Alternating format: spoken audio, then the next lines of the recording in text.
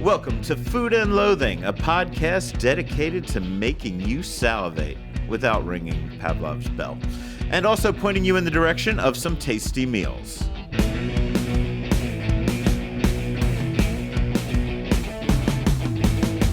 I'm your host, Al Mancini. My co-host, Samantha Gemini Stevens, is unavailable this week, but we have an old friend of the show, CityCast Vegas's Rob Kachelriess, keeping her microphone warm for her and setting me straight when I screw up, because that is a full-time job, and we need two people at least to do that. The other one is Rich Johnson. He's engineering for us, as usual. Hello. Hey, there he is. Oh, hey, am I supposed to say hello? Hi. Well, I was going to introduce you and say hi in just a moment, but I want to make sure people knew Rich was here and tell them that we're recording this one remotely from Rang's Concina Moderne, which offers Italian and Spanish cuisine with Asian influences. We will be speaking all about that to the owner and head chef, Rang Tan. And perhaps her husband, Benedict, although he's about, but I don't think he's going to be on mic with us to chat. We're going to get the lowdown on what is going on here on Charleston Boulevard and Jones Boulevard. And yeah, I think she's even bringing out some food for us, so I'm excited about that. I'm excited, too. This is my first time here. That's what I wanted to know, Rob. I mean, you've never been in Rang's, huh? I am not familiar with it. I have not been inside, and the whole concept sounds great. So I'm looking forward to anything they want to bring out. This is one of those joints that, a lot of my foodie friends just kept messaging me and saying, like, why aren't you here? Why isn't Neon Feast, including this? So I'm like, okay, man, we'll start coming in. We'll see if we can get it into Neon Feast. I think it may very well deserve to be on my list of kind of the most creative menus, because they have an incredibly creative menu here. But we'll be tasting that shortly. Rich, have you ever been here? No. I did not know it was here. He said it's been here a little over a year. It's about 3 or 4 doors down from the Polish deli, where I've grabbed a few cabanossi over the years and sauerkraut and a few other things. Not so much anymore. Well, for perspective, it's not too far from the CSN campus on Charleston. Right. So it's kind of in a location in a little strip mall that's maybe it's in a busy area, but an area that's a little out of the way for some people. It's not right by an easy highway or something. Right. And if you shoot pool, Good Times Pool Hall is just about a block. And if you overshoot the driveway, it's about a 10-minute thing to make a right, to make a U, to make a left, to wait for the signal, and then make a U-turn to get back into the driveway. I get a little bit of that coming here. Yeah. That's Vegas, isn't it, man? Yeah. Okay, so we have a big show coming up. We'll be hearing from Brez's Nicole Brisson, from Bourbon Steaks' Josh Smith, from Justin Wu of Fortune Events. But before we get to any of that, we like to tell you a bit about where we've been eating. And Rob, I want to start with you, and I'm going to ask you, if it's okay, please start. I'm going to ask you to start by telling me about the brand new Pisces in Wynn, Las Vegas, where you dined, I think last night, as we record this, right? Yeah, I was there a few days ago, literally the day before they officially opened. They were in kind of softish opening mode. I didn't get invited to that one, by the way, and that led me to I want to talk to you about this, right? Because were you having a little FOMO, Al? I mean, no, I try not to. I really don't, but it's amazing how ingrained it is. Like when you find out you don't get invited to anything, and then you're like, oh, why didn't I get invited? Then you realize I'm invited to more shit that I could possibly go to, and people will invite me when they need me, when they think I can help, when I can give them the kind of coverage that they want. And I think it's funny that we all do get a little butthurt, though, when we don't get invited, when it's so fucking ridiculous because we get invited to so much. Do you get mad when you don't get invited to something? Well, journalists can be a moody bunch. I think we all know that. And an insecure bunch. Yes, and I always say this. Not everybody gets invited to 100% of the events 100% of the time. A little bit of the love is spread out. Sometimes it depends on what the events are or what the openings are. Or what their target audience is, right? I mean, like, if they're not looking for people who listen to CityCast, they may not, or get the CityCast newsletter, they may not call you. If they're not looking for people that, listen to my podcast or listen to the Highway Drive stuff, they may not call me, and that's fucking normal. I mean, these are done so that they can raise awareness of their restaurant. Well, Al, I got to give you credit because you were with the RJ, the Review Journal, which is the big paper here in town, obviously, and being part of that team was kind of like a golden ticket. I think you got invited to like everything at that point. Yeah, and the RJ is about the only ones who I think should be invited to everything, right? And I'm pretty sure Jonathan Wright does, and he covers them all. And it's a bitch because you can't really say no when you're on that beat, Well, part of this, and people whether it's people online or on social media, they'll be like, oh, people get invited to either these media events or dinners, or they're invited out to try stuff, and that's bought and paid for coverage. And I can't speak for other people, but for most of us who are good at what we do and care about our integrity as people who write for a living, that is not the case. A lot of this time, it's just like familiarization, because I need to know about what these places are, and you literally can't shell out for all of them all the time, otherwise you would go broke.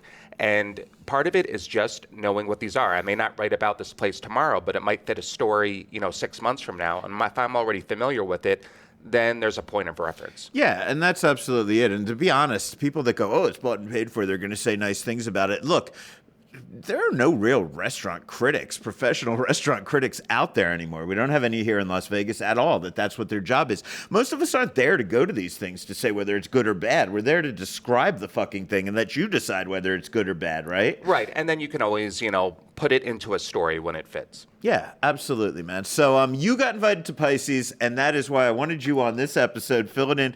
Timing could not work out better. So Pisces team, thank you guys over at Wynn Las Vegas. You got us covered, and that's what matters. So Rob, what was it like? Okay, so Pisces is a beautiful restaurant. It's there on the Lake of Dreams at Wynn. It used to be known as Lakeside, and I loved Lakeside when that was open. Now it's Pisces. It was totally revamped. It kind of has this bluish bronze kind of color tone, a little bit of an Art Deco kind of style with some of the light fixtures. But I remember just sitting there kind of looking up at just like the paneling involved in the ceilings. And it was just like you're just in awe of the space. Just like at Lakeside, the windows open up and you're looking out at the Lake of Dreams. Yeah. And to be honest, I think with a dining room so nice, and I think they have some plans to spruce up SW Steakhouse in the near future as well to complement that. Mm-hmm. I think they need to clean up the Lake of Dreams entertainment a little bit, because some of it's just like statues that kind of come up out of the water. And is there still like a singing frog in there? You know what? I didn't see the singing frog on this occasion, but I remember there was like a little emoji that was singing "I Got You, Babe," stuff like that. It's almost my impression recently is that it's kind of crossing over into advertising a little bit. There was some pop-up imagery for their in-house show, Awakening, that came up a few times.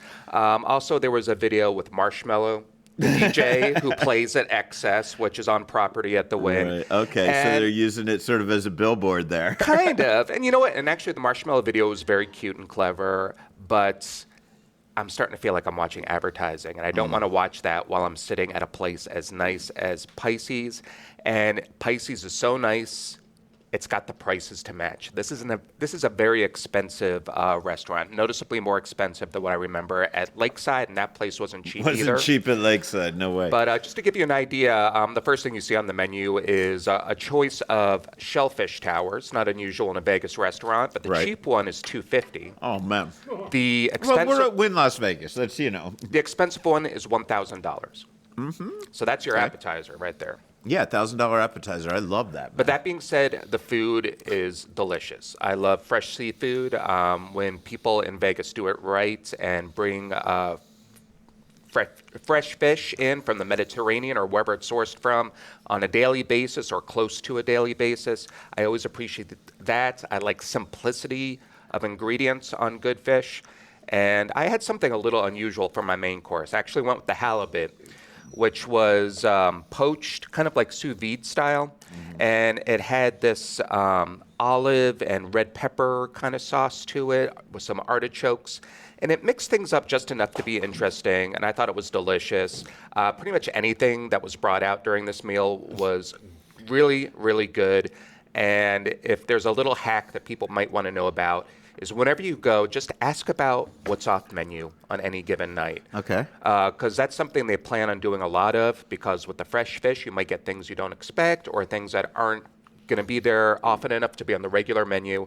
And I tried this kind of tuna trio, Otoro, Chutoro, just 3 different slices out there, and they All the were all different fatnesses from the tuna's belly, yes. basically. Yeah, it was so good. I'm a Chutoro fan. Otoro can be a little too fatty. I mean, don't get me wrong. I'll Yeah. fucking eat it all day, But hey, I should Well, it's mention. like a flight. You just want a taste of each one. Yeah, exactly. You don't want to overcommit to one.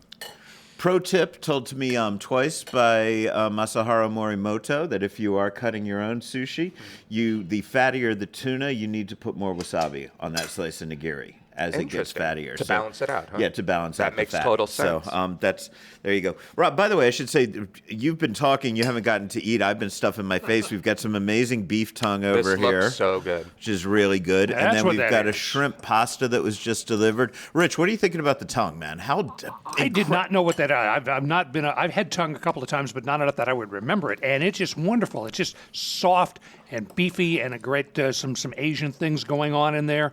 This is the tongue, really right, nice. sir? Yeah, that's the tongue. That's the okay, tongue. Right, cool. Wanted to make sure, yes. I think the last time I had tongue was in a Basque restaurant. Oh, Yeah. well, we got Spanish influences here.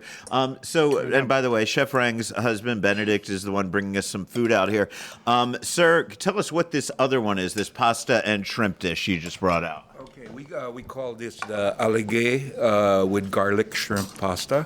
The sauce is made of crab fat. It's very unique. You'll probably this is the only place you'll find that in the whole of Las Vegas. Wow. Okay, cool. Man, oh, man. And how do you do the tongue?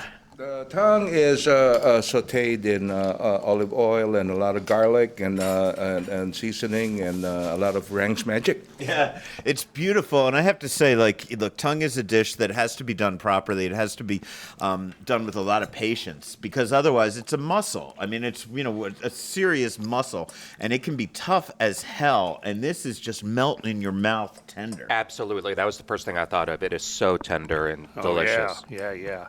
And this the whole crab fat deal with the shrimp is fantastic as well. Try a little of that, Al. I'm gonna get a little of this. We need your expert And critique, because I don't have that. I'm I going to just ask say, "Good Rob, stuff." any other restaurants you want to talk about this week before I move into where I've been? You know, a restaurant that's been on my mind, I've been in, I was in Ely not too long ago. Okay. A few hours north of Vegas, more than a few hours north. Yeah. But I was checking that place out. Cool little old west town in Is the that mountains. Basque country up there? It's kind of formerly Basque country. There's a couple little signs of the Basque legacy there, but it doesn't have the full-blown Basque restaurants that you might find in Elko or Winnemucca or even Reno. Okay.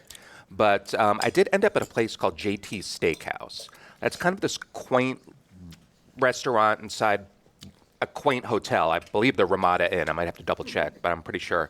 And what's kind of cool about this place is the restaurant uses its own beef grown from its own, or I should say raised on its own ranch. So this is like local beef, local cattle. I love that. And these were just some amazing steaks. And the ranch business is called Perigo. So it's a husband and wife. I believe the wife kind of runs the ranch and the husband kind of runs the restaurant. And I might be oversimplifying, but I had dinner there, I believe. I forget which cut it was. It might have been a ribeye. And then I went back for breakfast the following day. I wasn't even staying at this hotel, but I had, I believe, a sirloin or maybe it was a strip for breakfast. But they were so delicious.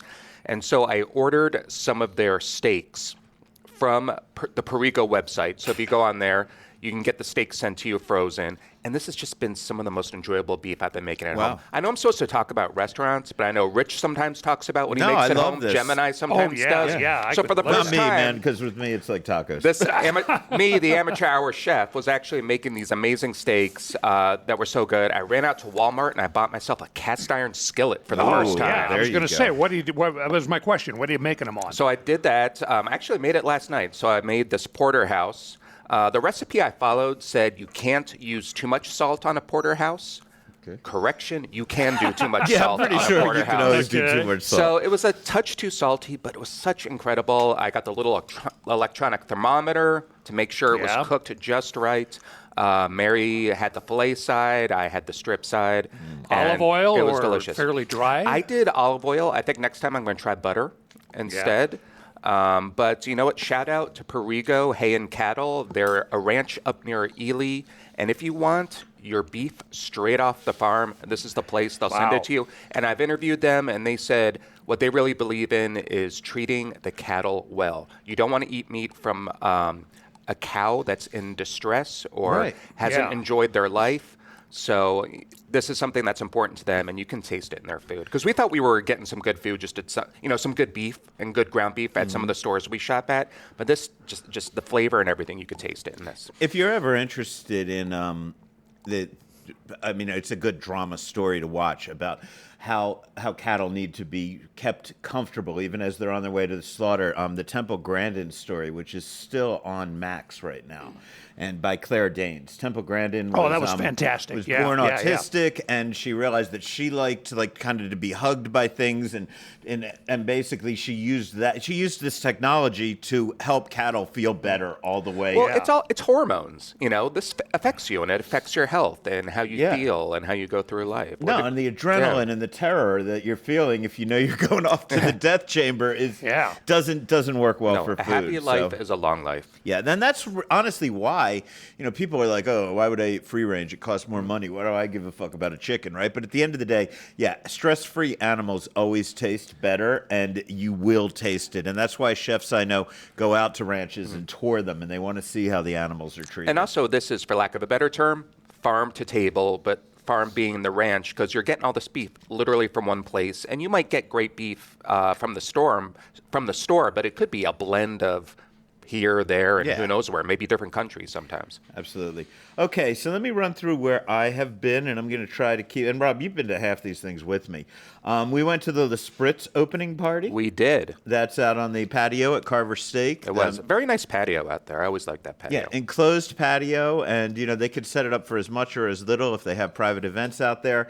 Francesco Lafranconi did the menu there, which has 7 signature spritzes, 9 classic spritzes, and 3 alcohol-free spritzes, which is what I was sipping on during that party. Chef Daniel Ontiveros has also put together 7 small plates for a menu. They run between $9 and $18. Things like spiced almonds, marinated olives, pan con tomate, ahi tartare, crudité, croquettes, and then the caviar poppers, which are really, really good. Largest thing they have on the menu is a really large cheese and charcuterie board for $36. So I had a great time. We love I can't speak for Rob, but I love Carver Steak, and I think this is a great addition. I enjoyed myself. I must admit, it was one of those events where the lines for drinks were a little long, and the food, there wasn't a ton of food passed around. There was some food being passed around. And then when you start getting sidetracked in conversations with the likes of Al Mancini, you're kind of like, I'm still a little hungry. And I was still a little hungry when I left. So I may have picked something up on the way home. Any place good? Habit Burger. Habit Burger, okay. I do like Habit Burger as far as fast food goes. It is no Perigo straight off the farm cattle, but it does the job at around $6 a burger, which isn't bad for a quarter-pound burger these days. Everybody called that, when it came around, the poor man's In-N-Out. But I remember when it came to Washington, D.C., where there isn't an In-N-Out for 2,000 miles, and I went, well, that's just fine with me. It's as close as I'm going to get to In-N-Out. It actually can be a little better. You know what? I might take Habit over In-N-Out these days. Yeah. Yeah. Well, I'm still a Five Guys loyalist. Oh, yeah. We have a... All right, more's coming. Sorry, a third dish coming to the table. By the way, these noodles are amazing, so rich. You can taste so much of the crab on those noodles. Honestly, the shrimp is almost superfluous on that dish. I mean, you could serve that dish without the shrimp, and it would still be an amazing dish. All right. Now we have foie gras, right? Could you tell us, Benedict, about how this foie gras has been prepared? This is the truffled portobello mushroom risotto with foie gras on top. It's an out-of-this-world dish. Wow. I mean, you don't usually see that. You don't usually, and these are nice pieces of a large foie gras lobe and 2 large pieces on there, on top of an entire portion of risotto. Yes, sir. And when we have customers here, like a group of 3 would order 1 each. That's how spectacular this dish is. So there's a Filipino touch to it also. The sauce is made of adobo sauce. And to counter the foie gras, Rang used some Philippine dried mangoes on it. Wow. Okay, so we're going to start digging into that. I You guys should definitely. I wish listeners could actually like see this dish because you don't always see like foie gras on something that's like so hearty. You know, usually it's like this kind of delicate presentation. With But, the but little- I just want to dive into this the way this looks. Well, you guys dive into this. I'll tell you, I also went to the Fortune Events party that was held. Okay, so we've talked about Fortune Events. This is Gary Lamorth, the chef. This is his new company. They're kind of a private events company and a catering kind of company, and they do special events and all this. Well, they've got so many great people on their staff. They've got Nina Manchev's over there. They have Justine Menina is over there. It's like an all-star team of chefs and culinary figures. Yeah, the pastry chef from Partage is now over there. Chris Buellin is now over there. So lots of really, really cool people. And man, they throw a party.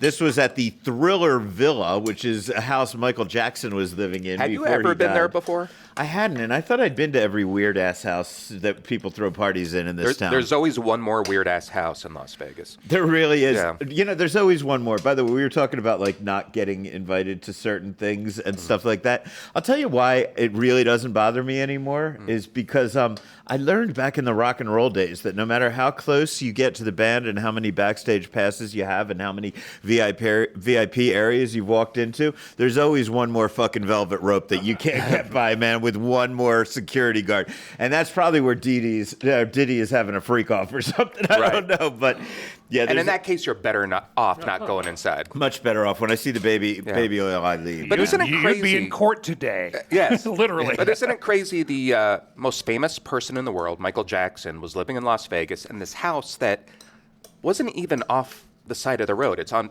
Palomino Lane. Yeah. I mean, there's a gate, but it's not like you're in this like gated community. No, it's not like you're going into It's Spanish not like you're in the Summit or Trails something. Spanish Hills or something. Or Yeah. the Summit. Yeah, that would be the best example.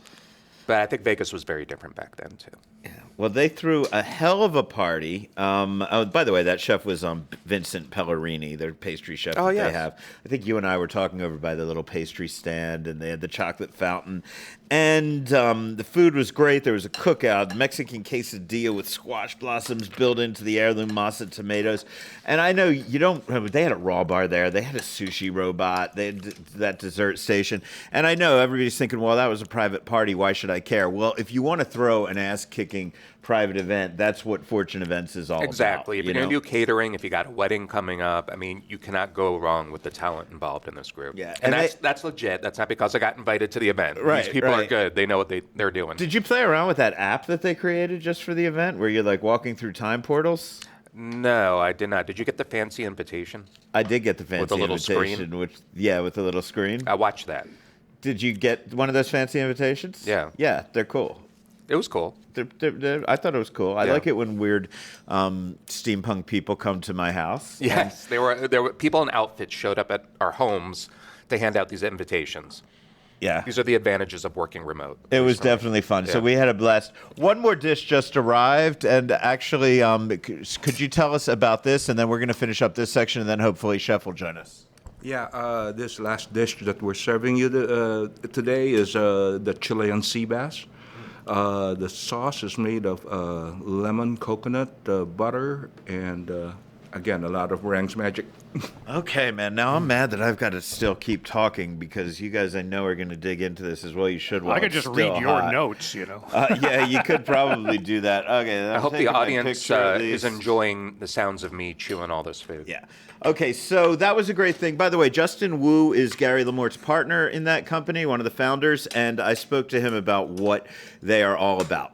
We started off doing things for F1, and in November when we launched the company, we've been so busy that we didn't have time for ourselves. So I basically went to Gary and said, we got to do something, we got to get out there. We threw this party to invite all of our friends and all of you wonderful people to showcase Fortune Events. So what's the message to people? Obviously there's a lot of media here, and we're going to go out and we're going to tell people about it. What is Fortune Events? What can you do for people? So we're the new boutique catering and event company in town. We can do everything from the food, of course, on point, and as well as activations. We have things with apps that you'll see from the party, as well as invitations. You got the invitation that was custom. So any of those aspects of that type of event, we would be happy to help people with. Talk about the food. You have some of the best chefs in Las Vegas with this company. So what are the limits, if there are any, on what you can produce food-wise? I don't think that there are any limits. We thought about this, and one of the things that you'll see on a lot of our marketing is an empty plate, because we like to work with people and see what it is that they want for their event instead of telling them exactly what we want to do. We want to work with people and collaborate to make their event something that's very special for them, meaningful, and cater to their likings. So, Rob, you and I have one thing in common. We often, when we need to get out of the house, when we're working out of the home, we go over to the Durango Resort to work, right? That's a regular for you? Yes. I really like the Durango Resort, because it's very close to where I live, and I can go there and get away from our 3 chihuahuas who love to dominate my attention even when I'm trying to work. But Durango, as far as casinos goes, is very comfortable. Whether you're in the food hall or in the lobby, or sometimes I like to order a drink and sit out, not quite by the pool, but at the Bel Air Lounge, which has windows that open up to the pool. So you kind of feel like you're there without actually being at the pool.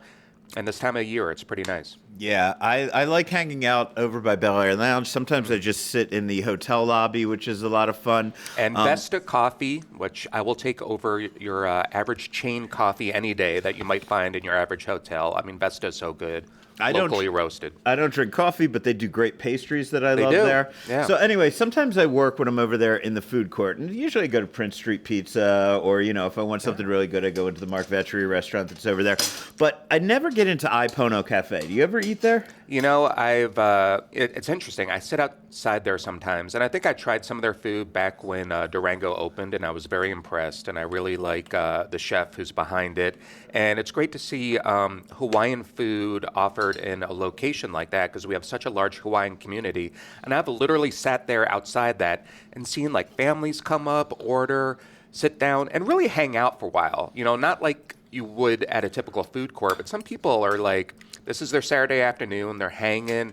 It's kind of a little more communal than I realized. And it has its own tables inside, so you don't have to go out to the general food court like so many of the restaurants do over there. So it's almost like they're mini restaurants within the food court. Like Fiorella is very similar. It has its own exactly. seating. So I went to the Eat Your Heart Out food court. I was working out of there, and I decided to get their Black Magic Bon fucking Me. They put the F word in there, not me. I never fucking say words like that. Amazing, though. It comes with what they call OG beef, pickled cucumber, cilantro, spicy garlic aioli, Thai peanut sauce on a baguette. I will say the garlic fries didn't taste all that garlicky to me, but I didn't care because this was such a great banh mi. So if you like that, that's cool. I went over to Bourbon Steak this week. I wanted to check out the bar menu. I was also told about a locals menu that they have. The bar menu, by the way, they've got 9 items priced from $23 to $38, but the one that's $38 is actually called the $50 steak frites, so you feel like you're getting a $12 bargain on it, I guess, because it only costs $38. But I did tuna cigar trios with some citrus ponzu, jalapeno toasted sesame seeds. That was $27. 3 little crab cakes that were great. Oh, man, such good crab cakes. I mean, I felt like it was just crab meat. Don't you no appreciate filler. crab cakes when they're done really, really well now? Because we all grew up with crab cakes. We all know what they're like. But when someone really nails them and makes them different and really special, it really stands out to me. Yeah, and I should say that's the same with this foie gras that I'm eating. It's so good. So good. I also did so you want the crab cakes, no filler, really good, crispy panko, they say, but that's just a touch of it. Lemon, spicy lobster cream, fantastic. Try this cream spinach Pop-Tart. That was the standout for me. Really? Yeah, it comes to your table. It's big enough for 4 big slices, about the size of a Pop-Tart. They cut it for you at the table. The pastry is just absolutely perfect. Did they put it in a toaster? I don't know how no, they did not. But I mean, They should might bring a have in the toaster back. to your I don't table know. and do a little tableside presentation. Well, it's too big. You'd have to have one giant toaster to do that. Oh, even better. Right. But so you could look on my social media or I'm Neon sure the Four Feast social Seasons media. would splurge on a giant toaster. Giant toaster for the Yeah. Four Seasons crowd. Yeah. They might. So, anyway, that's great. That's the bar menu. But they have a secret locals menu, and that is $85. You get an amuse. You get a mousse of fries. You get your choice of appetizers. You get a main course. You get 2 sides. You know what? Dessert, 2 choices. But let's just let Josh Smith tell you a little bit about that. You know, I'm born and raised in Las Vegas. I'm a Vegas native, and we're trying to give back to the local community. We're located here in the Four Seasons at Bourbon Steak Las Vegas, and valet is free and validated, and we're doing this 3-course menu for locals. It's $85. Amazing value. You know, all of our steakhouse greatest hits, some of Michael Mina's classics. Finish you off with some really nice sweet desserts, and you know, you can come in and check us out. Come and see us. When's it available? Anytime if you're local. And I watched the only good Golden Knights game of this series so far at the George Sportsman Lounge. We're back at Durango. Yeah, back at Durango, exactly, man. Sweet street corn nachos were great. Hummus duo is great. So I'll throw that out there. That's one of the places that I like to dine. And now that we're back on the topic of Durango, what I'm usually doing there is I'm working on CityCast stuff for CityCast Las Vegas. I do my Zoom meetings from Durango sometimes. Sometimes I'm working there. But this might be a good time for Al to ask me, Rob, about what's new with CityCast. Rob, yes, before we get to Chef Rang, I love that, man. He makes sure he gets his plug in. I do that to everybody when I'm being interviewed. You are on the game. I hope they're paying you the big bucks. So yes, Rob, last I saw you, we were hanging out at a CityCast ice cream broadcast that was going on in Uncommons. But your day in and day out is working on their newsletter, right? Yes, so I do their newsletter. I appear on the podcast every now and then. And that's what we do, is we do a daily newsletter. We got the websites. We may talk about anything from, you know, new restaurants to how to get out of a speeding ticket to weird history in Las Vegas and all kinds of stuff.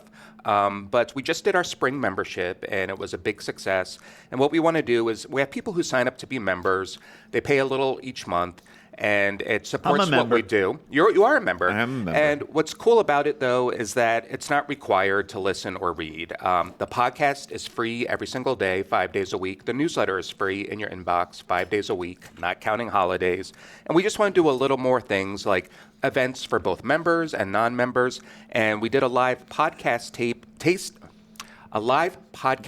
taping at Uncommons, which was also a tasting because there was free salt and straw ice cream there as well. Free salt and straw. I mean, that's just amazing. How can you complain about that? And I just want to bring up one more event please. That's coming up. We're going to do a live podcast taping at the Rita Deanan Abbey Art Museum.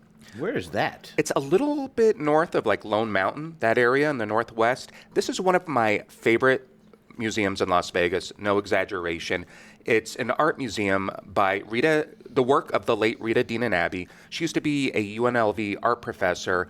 What's cool is she didn't just stick to one medium or format. She did all kinds of things, whether it was painting or sculptures or all kinds of stuff, and it's all great. It's all fascinating, and they built this gallery next to what was her home, and it's a beautiful space. I hate using the word hidden gem. This really is a hidden gem. That's 2 words, just for the record. That's true, or a phrase, I should say. But we're going to do a live podcast taping there Thursday, May 22nd at 6 p.m.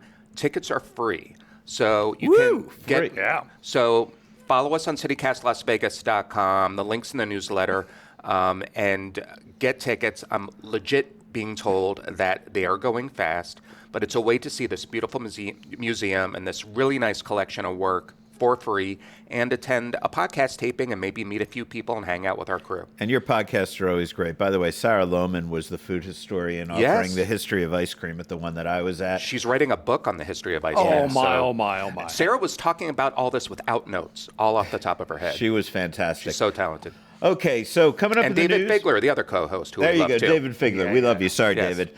Coming up in the news, what's up with Piero's? Sam Marvin gets honored, and Sparrow and Wolf announces the details of its next late-night event.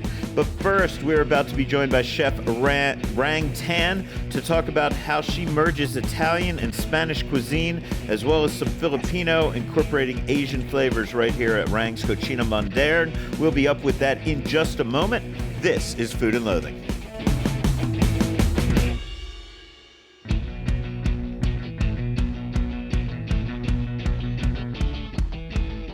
I'm back. I just swallowed some of this amazing sea bass, and rather than me tell you all about it, it's great. That's what I'm going to tell you about We it. ate so much during the break. I know, man. I pigged out. I'm digging into this tongue again. I'm loving all of this. But I don't need to tell you all about the food because Chef Rang Tan just sat down at the table with us. I know we've been keeping you busy. You've been cooking all this stuff. Chef, thank you so much and welcome to Food and Loathing. Thank you. Thank you for being here. It was my pleasure cooking for you. It's my pleasure to be here. And yeah, it was great because your husband saw me at Vegas Unstripped. And he looked at me because I had come in here and I'd been sort of dining on my own, and I don't know, he recognized me or something, or whatever. And I promised back then, about 6 months ago, that we'd come back, we'd do something, and then I just totally forgot because I'm a horrible human being. And then your husband just said to me like, "Yo, what's up? When are we gonna do something?" So I immediately put it on the schedule because this is such an interesting restaurant, and a lot of my friends just say, why isn't this on Neon Feast? Why isn't it under the most creative menus in Las Vegas? And I'm going to consult with Rob and some other people, but I think we're going to have to add it. Chef. Well, it's always good to have something that's different, and it's even better to have something that's different and done really well. And everything we've tried today has been fantastic. Thank you. No exaggeration. Thank you. So, Chef, am I right that this is, I think Jim Bagley wrote a story about you said this is your first restaurant? Yes, it is. Yes. How'd you get this good without working in other restaurants? I did. I did have a catering business back in the Philippines. I did it for 6 years, but a restaurant is a totally different animal. Right. We had to learn so much during our first few years. First few months in the business. We're still learning a lot. But yeah, we love food, both of us, my husband and I. I love to cook, and that's why I'm just glad people are loving it too. So the menu is, as you say, Italian and Spanish with touches of various Asian cultures. Yes. And I would say leaning into Filipino quite Yes. a bit as well, right? Is that fair? Yes, that's correct. Is this what you would cook at home? Is this how you developed this style? I grew up in a mixed heritage household. Even when I was very young, you'd open our cupboard and you'd see various ingredients from all corners of the world. And my family would just make something up with what is there, like any other family. It doesn't work that way, but my family does it. We No, don't. for me it was like hot dogs and mayonnaise or something. So we try to experiment, and it does make magic. So I grew up doing eating things like that, totally different from what traditional food would be. And when I got married, when we had kids, the kids love pasta. We love seafood, coming from the Philippines with 7,000 plus islands. We love fish and seafood, and that's how the restaurant was born. Filipino food is such a mix of cultures to begin with, right? Yeah, it's actually a lot of influences, mainly Spanish, because we've been colonized for like 300 years. So there's a lot of Spanish influence. But we do have like Japanese, Indian, American, Chinese. It is a mishmash of a lot Not of... so much a mix, but a collision. No, yeah, it is, Multi-vehicle collision. Yes, I mean, yes. the Italian is just a very original part of that equation. But interestingly enough, when Cina Poblano opened in Cosmopolitan, Chef Jose Andres told me that the reason he was combining Mexican and Chinese food is in commemoration of the Spanish galleons that would go to Manila, and they would bring Chinese spices back to Mexico, and they'd bring Mexican spices to the Philippines that would go back to China. So the Philippines is sort of a melting pot of food, right? Yes. Anthony Bourdain, if I'm remembering, it's always tough to quote Anthony Bourdain because most of these chefs worship him as like a religion, and they have every word memorized like it's the Bible. So forgive me, all you Bourdain fans, if I get this out slightly wrong. But he says one of the worst reasons to open a restaurant is because nobody else is doing that type of cuisine. And yet you opened a restaurant that nobody else is doing that type of cuisine. Were you worried about that? Not really. I think when we discussed about the menu, what we would put in it, we actually wanted items that people would think is adventurous and would not find anywhere else. Oh my God, I love you for saying that. That is so awesome. And it has worked. We have a lot of locals coming in regularly and telling us like the alige pasta, we cannot find this anywhere else. Please do not ever take this out of the menu. So right now that we are trying to strike a balance with putting in new items, because a lot of the regulars will get upset if we do take out some of them. Yeah, that happens. But you are not tempted to go more mainstream, to do more traditional stuff. You like doing things that are going to challenge people to maybe question what they think they like or they think they know about food? Well, we do have some items that are traditional, like our carbonara, which you Carbonara have I tried. had last time. That was very traditional. Yeah, I told him I'm not messing with the carbonara. Yeah. I'm not putting any cream or bacon in it. It's like just guanciale and the eggs. Yes, and exactly. I everything. love that you used guanciale on your carbonara. That was fantastic. Last time I was here, I also had some croquettes, and they were bacalao Yes. croquettes, right? Yes. The cod. Yes. That's not traditional Spanish, is it? Bacalao is it? traditional Spanish, but I have not seen a lot of croquettes with bacalao in it. Some restaurants probably do it in Spain. I have no idea. I don't know. I don't know. You know, Jose does every type of croquette possible, and I've never seen that in his restaurant. So, Well, I think, she's ruined beef tongue for everybody else, because all the other restaurants that serve it, the few that do, are going to have a hard time making it as tender as what we tried today. it's tender and it's amazingly flavorful too. It's got a rich, super rich beefy taste to it, and then you put a lot of spices on it. You put a lot of flavor on top of that, which, with a lesser cut of meat, with a cut of meat that wasn't as bold as this one, I think it might overpower it, but it doesn't overpower this. You definitely taste that cow in here when you're digging into this dish. Yeah, there's some cuts of steak that are less tender than this tongue we're having. Yeah, seriously, this is better than filet mignon in a lot of places. And you. this great juice at the bottom, and just sop it up and on this thick bread. And what kind of bread is this? It's a baguette, and Okay. I just toast it. Yes. Cool. Toasted baguette.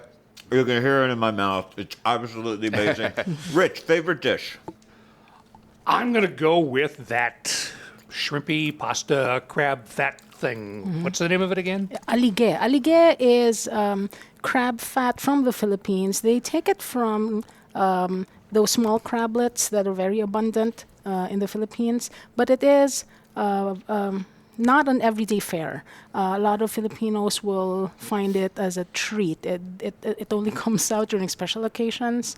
We're talking about those little crabs that Yeah, are the like small a golf crablets, like- ball. yes, I've seen those yes. by the thousands at a market in Yes. Singapore once. How do you eat those things? Did you just eat the whole thing? In the Philippines, you just take out the top shell. Yeah. You eat you don't eat the legs. You dip it in vinegar with, Sort of with the a lot of guts and garlic, stuff in the just take out they call it the lungs. The lungs, Yeah. Yeah, just take it out. Just eat the whole thing. Oh, shell and all. Or they're not very hard, right? Yeah, not the top shell. Oh, just then. Okay. So it's easy to get them for you to cook with here? The crab fat, I do get it from the Philippines. Okay, cool. Yes. How do they find fat on a crab? How do you find It fat is on a very, crab? Oh, it's there. and it's very, we all very have small. a little bit of fat if you look hard.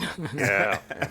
Or not very hard. And we should let people know, while it's an unusual menu, it's not like an overwhelming menu that might put people off. I mean, a lot of this is very approachable, for lack of a better word, but in interesting, different packages with different ingredients. And this is a very simple, elegant, but approachable space. And, let's remember, we're in a strip mall. Right. Next to a nail place and the Polish place and the Dotties and, Yeah, and it's all of not that. like So you're- it's of the people. Yeah, get your nails done and then come over and have Yeah, dinner. exactly. Yeah, I mean, no one would expect food as well done as this. And I will say a lot of these dishes are rustic, but that sea bass that you gave us was a very pristine dish as well. Could you tell me a bit about how you made that?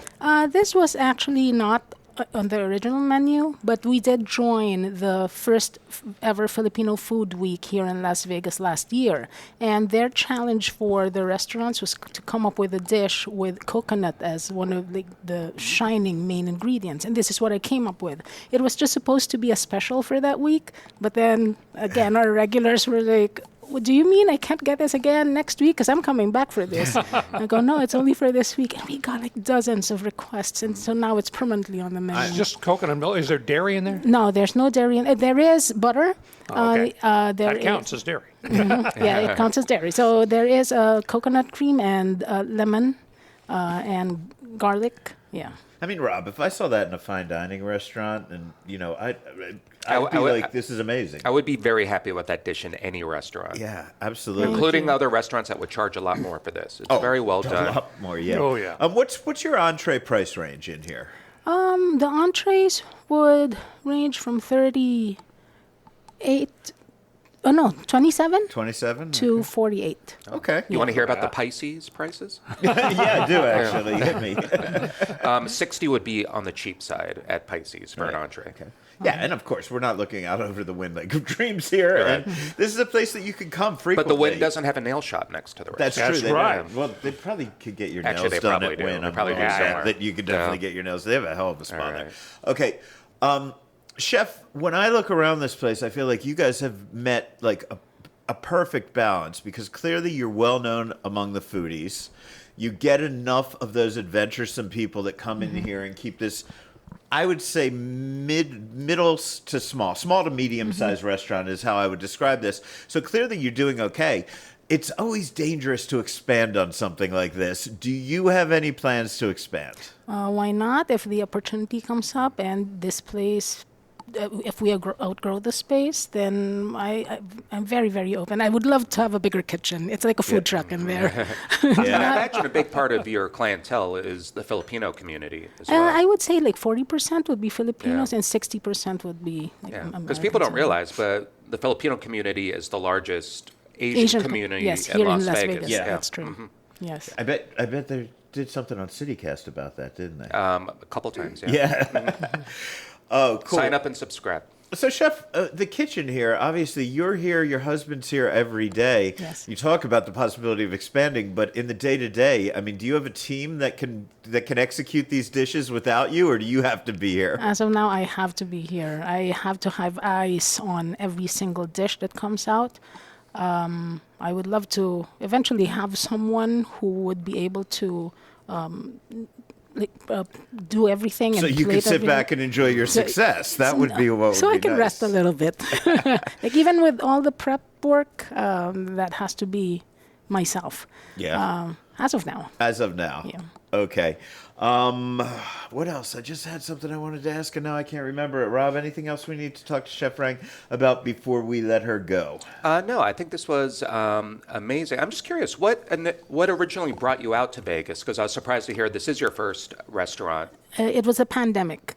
We were stuck in the Philippines. The lockdown there, it was a hard lockdown. Like you could not go out of your house. You could not do business. You could not work. And we have 3 young children. And it went on for like, I think more than a year when we decided, we found out that people were walking on the strip. And then, that got us into talking that, let's take a risk and. So you were go there. attracted to our lack of rules and discipline. Yes, basically, she saw Carolyn Goodman go batshit crazy on TV and Well, said, it's I good- want to live there. It's good you came here and didn't go to California. California sounded like what the Philippines was going through. Yeah. You couldn't even go to a Welcome to our public bathroom in anarchy. California. Well, yes, welcome to the anarchy. Yes. Final question. You said you did catering in the Philippines. Do you do any catering? Because this stuff would blow people away at a party. But right now, I don't think my small kitchen can actually handle big catering jobs. But I've had a lot of requests for Christmas and New Year. Some of our regulars would request like half a tray of the pasta. But I draw a line on which dishes can be ordered by the tray, because like the risotto will not do well Right, yeah, traveling you're not and sitting in there. Yeah, So I would just tell them, okay, you can have like the salmon will be okay, the pastas olive oil based will be okay, but I would refuse to do anything with anything like cream based or stuff like that, because I didn't want them to, like people who have not tried our stuff, try it for the first time in a tray and say, oh, it's not that good.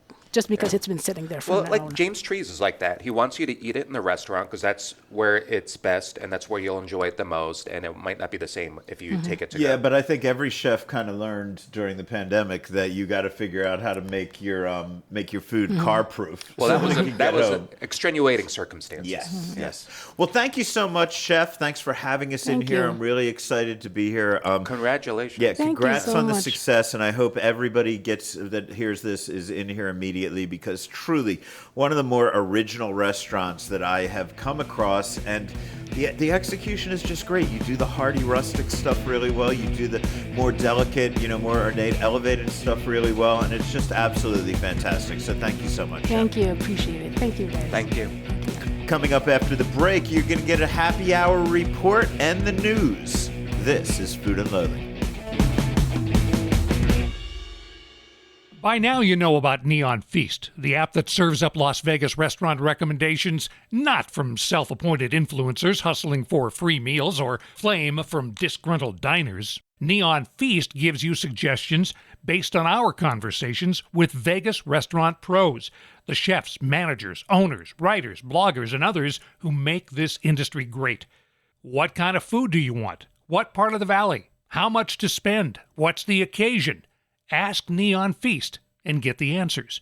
Also check for restaurant news and in-depth features at Neon News.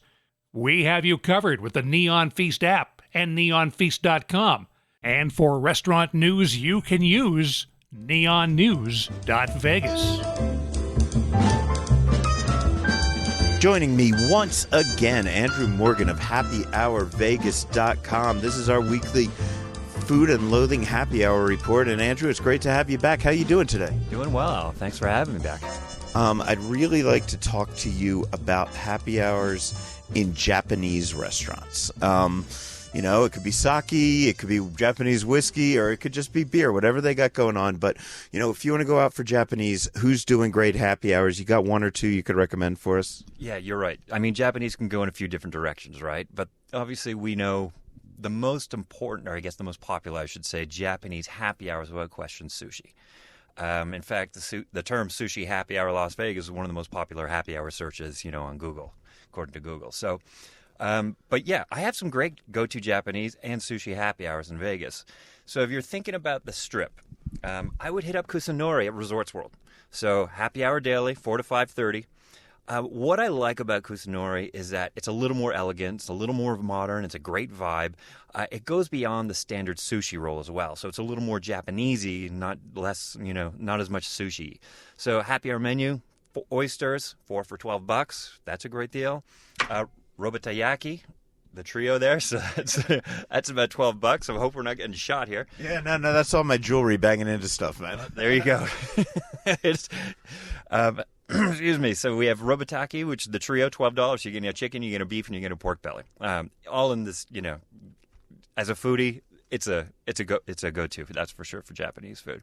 They got about 6 different hand rolls. So on top of the sake bombs, top shelf specialty cocktails, all of those things will set you free.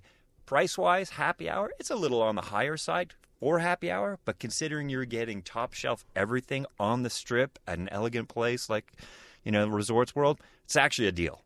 Yeah, I love Kusanori. In fact, our producer, Rich Johnson, went there for happy hour. And, Rich is definitely always looking for the common man experience, the thing everybody can relate to. He absolutely loved it. I popped by Kusanori the other day just to look at the happy hour menu. It looked fantastic. It's one of my favorite restaurants, man. They've got sushi. They've got Robata Grill. They've got, little Izakaya-style plates. They've got a little bit of everything. No longer teppanyaki in there. That's worth telling people because there was a time when they had it, but no longer teppanyaki. But yeah, they've got a lot going on in there. So, man, I 100% approve Kusanori at Resorts World. Do you know what hours that's offered? They have happy hour 4 to 5:30 every day, including weekends. Wow. So, hey, you want a happy hour on a Sunday afternoon? That's your go-to. Okay, man, we got time for one more great Japanese restaurant with a happy hour. You got it. My go-to and something that's a lot more accessible, Blue Ribbon Sushi. So Blue Ribbon Sushi is at Red Rock, and there's another one also at Green Valley. in Henderson. So the Red Rock is actually interesting. It's almost like an all-day happy hour. It starts around 11 o'clock when they open up, 11:30. And it goes until 6 p.m. until dinner service starts. So you can go in there and get $9 hand rolls. So loving the salmon avocado, that's my go-to. You got these must-try chicken bites. So they started with these chicken wings, but they've kind of morphed it into these bites, and I think they're on skewers and what have you it is. But they've got this ponzu chili sauce that is amazing. And, of course, you can wash it down with $10 wines, sakis, and specialty cocktails. Definitely a go-to place if you're in Red Rock or Henderson. Okay, look, I love Blue Ribbon. I love all the Blue Ribbon restaurants. I love their sushi restaurant. I go to Red Rock quite a bit. The chicken that you talked about, fried chicken, the Bromberg brothers have been known for doing that fried chicken in all of their restaurants for years. It's starting in New York with kind of a matzo crust, right? And as I understand it, when they do it at the sushi restaurants, they put a little togarashi in it. And I know you mentioned a chili sauce, but they used to also do a wasabi honey. Know if they're still doing that by any chance? It does. They come with two sauces, the green and the red, as I call them. And that wasabi honey sauce, absolutely. It's like you're going to be fighting to what you're going to dip it in, So, and in fact, guilty. I actually asked if I could take some of the red sauce home with me, and I did. So I have some in my fridge. It's that good. Okay, man. Well, look, we love Blue Ribbon. Those are two great recommendations, two places that I like myself quite a bit, on the Strip, off the Strip. Remember Kusanori for happy hour. Remember Blue Ribbon Sushi in either Red Rock or Green Valley Ranch. I'm going to throw out one if you just want to go for the sushi. Nene Japanese. It's on the far west side. It's in, like how when you go down Flamingo to the 215, then there's all those giant lots and everything. Yeah, there's a bunch of places popping up there, but I agree with you. Nene is awesome. Yeah, they're fantastic. And what you'll find there is rare cuts of sushi that you don't see everywhere in neighborhoods, and really, really premium cuts like Chutoro and Otoro at amazing prices all day long, but at really, really amazing prices during happy hour. So that's me adding it in. We got 3 of them. Andrew, say goodbye to everybody. We're going to have you back next week. You want to tease what's going to happen next week? You know what? I'm going to talk about beers. I'm on a beer mood. It's spring, feeling good. Let's talk about beers. So, Rob, I don't want to put you on the spot, but that happy hour report, we were talking all about favorite Japanese restaurants for happy hours. Do you have a favorite Japanese restaurant for happy hour? It's funny you ask, because I do. Oh, all right. I don't know if we've talked about this on the podcast before, but I've told you about how I'm a fan of Pier 215. Yeah, right by both of our homes. Right. And I do a lot of takeout from there, by the way. We do, too. That's sort of our number one Japanese takeout. We've tried a few other places, and the other places that we really like are just a little too far away, driving-wise. And Other Mama, you can't order takeout unless you order like 2.5 hours in advance. And that's just a testament to how fucking good they are. Right. And there's a lot of great places. But as far as where we're near in that area, Pier 215 is the one that's always consistent and always really good. And this is the sad part, is that we almost always do to go, but they do have a happy hour for dine-in orders. And I was asking them about this the last time I was in there, and they do their happy hour a little bit differently. Okay. So instead of being at a set time from like, say, 2 to 6 or whatever, their happy hour is all day, but they change it up here and there. So I don't know if it's seasonal or every few months, but they just offer some different things that are up to 50% off. So you might get some of their specialty rolls for $10. Okay. Not bad in this day and age. And then just some sushi for maybe like $3 a piece. Some hand-cut hand rolls, or, the cut rolls, the simple ones, $6 a roll. Wow. For the quality that they do, that's pretty good, and I want to give a thumbs up to that place. But while we're also on the topic of Japanese concepts, yes. I don't think they do a happy hour, but I'm such a fan of Bar Ginza in the Arts District, where they have a nice collection of Japanese whiskey. They even import the ice from Japan and carve it up on the spot. But they do special events like tastings and classes. I do know that. But they're on Main Street, like right next to Natalie Young's spot, aren't they? Yes, that Colorado building, yes. or the Colorado, I believe is what it's called. Yes. And both of those places are really cool. Cool. Well, thank you. And by the way, Nene, Contemporary Japanese Bistro, not too far from our house. You should go there for their happy hour as well. All right. I am going to take your word on it. Okay, time for the news. Another development, maybe, in the Piero saga that we discussed last week, which, of course... Is that place in the news? That was the Piero's. That's Yeah, they were never a little bit not of the in the news. news Hard to now. believe, right? Of course, we know that Table 34 and Bromare closed. We heard about Evan being arrested. I'm not going to go over all of that again. But according to Casino.org's Corey Levitan, Piero's has been sold to Amazing Brands, which is owned by the Siegel family. I actually reached out to Piero's PR, which told me they no longer rep Piero's. I reached out to the Siegel Group's PR rep, who had nothing to say about the story, neither confirming nor denying it. And when I reached out to the chief business officer of the Siegel Group and their other company, that's Michael Crandall, he replied that he did not have anything to discuss regarding Piero's. He told me, however, that when he does, he'll reach out. So make of that what you will. And I believe Corey was quoting an influencer online who said she did speak directly to the Spiegel's people. Okay. So that's what happens when you try to fact check that story. I'm going to say it's probably pretty true or I would close say to it's it. one of those three people who would have denied it if it wasn't true. But, you know, Right. it could be a deal that hasn't been signed yet. Right, or there might be, who knows what the nuances are to it. But we should point out, I mean, Piero's, for some listeners who haven't been in Vegas that long, this place has been around decades. Oh, it's a fucking landmark. Yes. You turn on any TV show set in Vegas, you see it. Yes.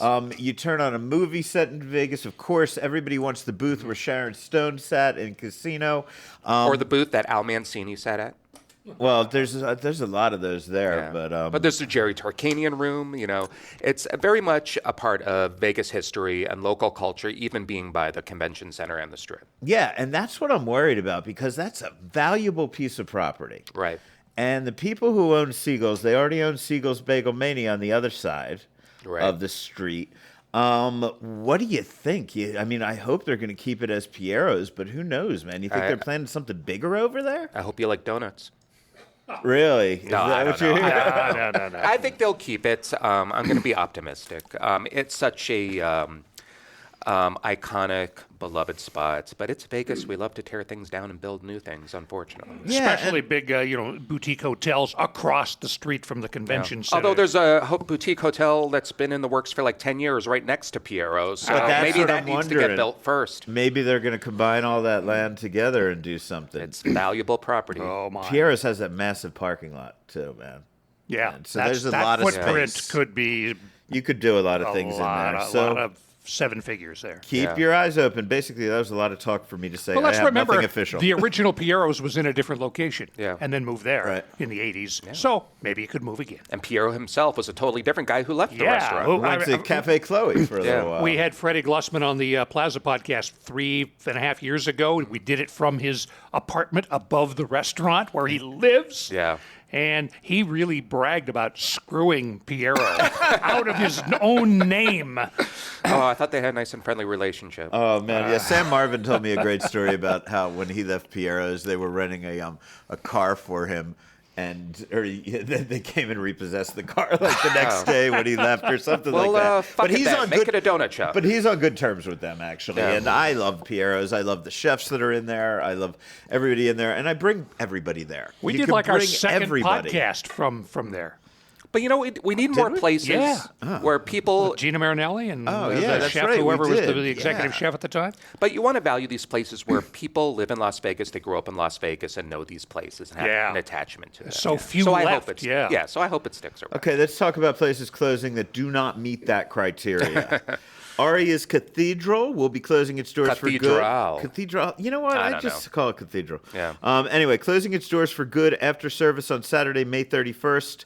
MGM Resorts says there are no immediate plans for that space, and that's the space that used to be Sage back in the old Right. days. You know what? at Aria. Bring back Sage. Yeah, I'd love you to bring Why back don't you just Sage. do that? Bring back Aria. Sage. If we could get that happening, I would be so happy. Let's start Yeah. a petition or whatever those fucking kids do today for. We have to start a in-place hospitality petitions. company.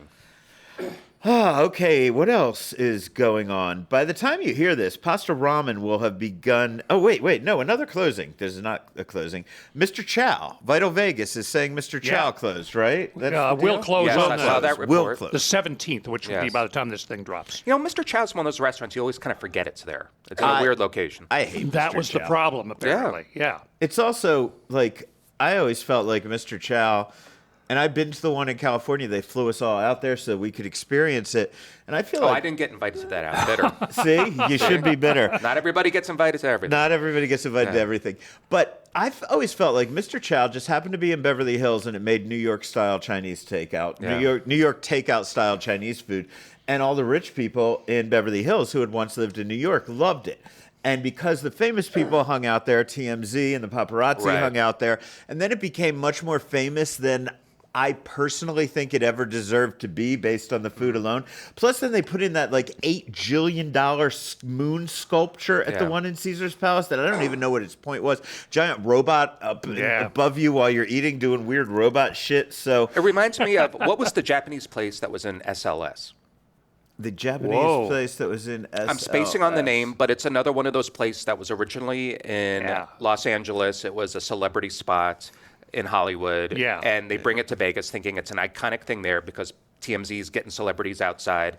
And you bring it to Vegas and it doesn't resonate the same way. They had that diner that was like that. The diner that was only open in the late night hours. I know what you're talking about. I'm spacing on that name too. Yeah, and the one in LA, everybody goes there after the last call, but it did not work here as a concept. I'm surprised we remember SLS. I'm surprised I remember my name at this point. Yeah, right?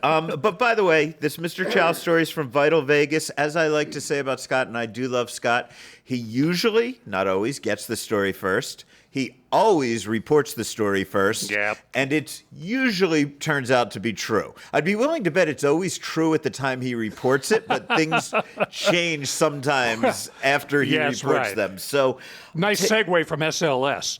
Yeah, whoa, There's a whole history. Oh, You have to go no, back and Scott, read that Scott wasn't about intentional. that. I apologize there, man.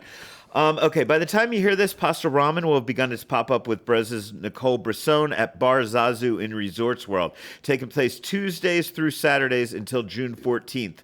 Now, Rob, actually, before we get to this, we spoke to Nicole Brisson about it a few weeks ago. We played that entire cut, but here's a little reminder of what she had to say to us. The meal that I had at Pasta Ramen back in last September was probably my meal of 2024. I was with Chef Zach, my predecessor for the Battaglia Group, and we just both looked at each other. The flavors were bright and bold and really just cool presentations and plate ups, and that's when we really kind of looked at each other and said, we have to do something together. Yeah, people would not normally think Japanese and Italian go together. I mean, you know Nakamura Ya here in Vegas, and there are a few places that do something like that, but it's pretty rare. You, as a chef who knows as much as anybody, more than most, about Italian cuisine, how natural is it to try to merge those two cultures?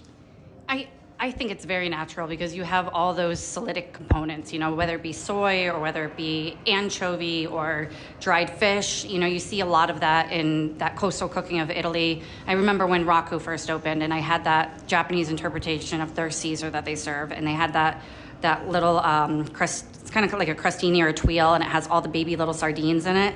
And I was obsessed with it for months. So I went to the Asian markets and I tried to find those like baby little sardines, and I tried to do a different like kind of interpretation of it for Carne Vino. And you just realize the nuances are so similar in a lot of ways. I mean, octopus, how many of my restaurants have you eaten octopus at? And he does an octopus tokiyaki, which is one of my favorite presentations, and takes an Italian spin on it. He does an Italian spin on a Caesar. The ramen, ramen's a noodle, so look at the Japanese culture, how obsessed they are with Italian food, and how you see so many. Back when I was in Italy, a lot of Japanese were staging in Italy to bring the food that they learned back to Japan. And now I think that you can find some of the best Italian food in Japan, which is crazy to think about. Okay, so Rob, I know they had preview meals, and this was something I was invited to, but I couldn't make it to a few weeks ago. You were watching the Knights game, weren't you? I mean, it was 2 nights that week, and I couldn't make it to either, so I do feel bad. But did you have a chance to try Pasta Ramen, and what are your thoughts on what they were doing? I did go to Pasta Ramen. I heard there was like 2 media nights. I heard one had some issues, but the one I was at was fantastic. I loved it. I loved Pasta Ramen. I first met the chef, Robbie Felice. Yeah. Who used to work for Nicole Brisson eons ago. And he used to do charcuterie at B&B Ristorante. Yeah.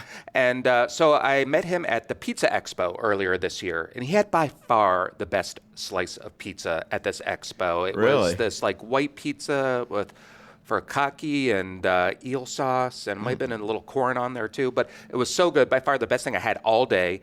And so I was very excited to see what pasta ramen is all about. And this whole thing started actually in the pandemic in New Jersey, where he started doing these sort of like underground tastings, and he calls it Wafu Italian. So it's kind of like Italian, but kind of with a Japanese influence. Right. It's just very interesting. I mean, he doesn't call it fusion. You could call it fusion, but it's a lot of different elements, very high-end ingredients. And I believe the original concept, which ended up kind of touring in different cities around the country before coming to Vegas, it's going to be a pop-up for just 1 month so far at Bar Zazu. But I think here they're going to do it more like a la carte. So they're not quite doing the omakase thing. That's what I understand. Okay. But I got to try a lot of different things and just really good ingredients. Dry-aged Japanese A5 Wagyu, wild bluefin tuna, and carabiniero prawns, which are like those scarlet prawns. Mm-hmm. And he does this really cool presentation in like an artichoke custard.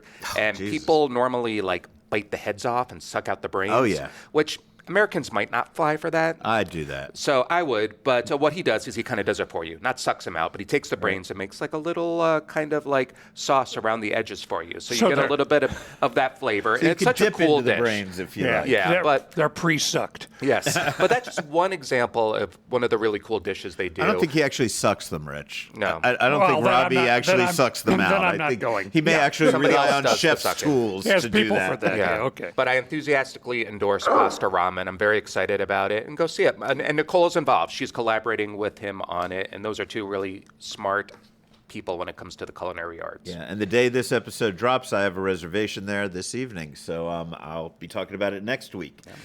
Hey, when I was at Fortune Events, Rob, I bumped into Brian Howard and was a little surprised when he informed me that Half Bird Chicken and Beer had closed its Henderson location.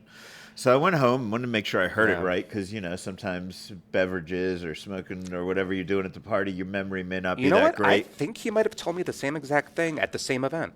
Well, I headed over to the Half Bird website, and I found a message saying they are, quote, out like bell bottoms, and saying hope to see you soon. And that's what the entire website is. So I'm going to miss Half Bird Chicken and Beer. Half Bird was good. I really liked Half Bird. Yeah, I loved the sandwich. I loved getting them on the way home from parties where I didn't have enough to eat. I would stop at the original Spring Mountain location. See, that's the place I would go to instead of Habit Burger if I didn't get enough food. Yeah, that was favorite. So, hey, sorry that it didn't work out. Look, Brian Howard is a brilliant chef, one of the absolute best that this town has to offer, on strip or off. I agree. No exaggeration. Yeah, so it was cool to see him venture into that quick casual realm. Yeah. But, the fact that it doesn't work, then maybe he'll be doing more things that are along his... Yeah, I think he was trying to kind of make what he does maybe like a little more accessible and kind of... I think he originally saw it as kind of this like long-term thing where maybe my legacy is I can kind of do this and expose my food to a lot of different people. Turns out... Sparrow and Wolf is going to be that because that's still going strong. Sparrow and Wolf still going strong, and I'm sure Brian has many other big projects in front of him along the way. But whatever he's involved with is worth trying. Absolutely. Yeah, and that brings us to the fact that the next installment of Sparrow and Wolf's late night dining series, Bar Snacks, is going to be held on the evening of Saturday, May 31st from 11 p.m. to 2 a.m. The menu this time around is going to be created by Brian Howard, of course. Bourbon Steak's Josh Smith will be also participating. There's always in that a guest, and I believe there's a guest bartender usually too. Our friend Bordeaux Bob Cranston is going to be pouring wine that night.